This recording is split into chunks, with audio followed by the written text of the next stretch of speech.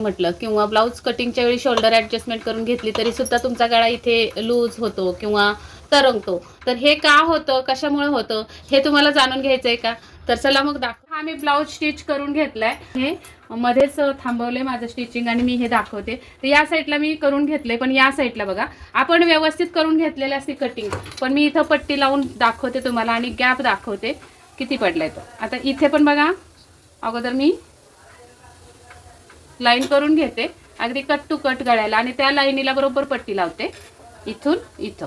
तर हा जो गॅप पडला आपला सरळ रेषेत, आता ही रेख गेली, एक एवढा मोठा गॅप आपला 1 इंचाचा इथे शोल्डरच्या इथे पडलेला आहे. म्हणजे काय झाले, कटिंग आपली अशी आतमध्ये तिरकस आलेली. त्यामुळे काय होणार आहे, तुम्ही हे चेक करत नाही आणि डायरेक्ट तुम्ही गळा जोडून टाकता आणि मग नंतर हा गळा आपला असा खांद्यावर बसल्यानंतर इथून हा गळा उचलतो.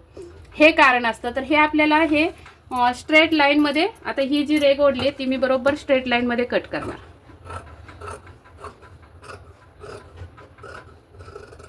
अशा पद्धतीने एवढा गॅप आपण कट करून काढलेला आहे. आता ही परफेक्ट पायपिंग असो किंवा तुमची हातशिलाईची पट्टी असो, कोणतीही पट्टी असो, अशा पद्धतीने तुम्हाला स्ट्रेट करून घ्यायचं आहे गळ्याच्या इथे आणि मगच गळा जोडायचा आहे, तरच तुमचा गळा इथे फिट्ट होणार आहे. अजून एक दुसरी टीप, गळा जोडते वेळी थोडीशी आपल्याला पट्टी खेचून घ्यावी लागते, पण ती खेचण्याची सुद्धा एक टेक्निक असते. ती जर बघायची असेल तर नक्की मला कमेंट करून सांगा.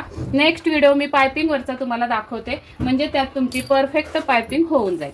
चला, व्हिडिओ आवडला असेल तर लाईक करायला विसरू नका, फॉलो करा, सबस्क्राईब करा यूट्यूब चॅनलला आणि इंस्टावर पण फॉलो करा, फेसबुकला फॉलो करा. Bye bye.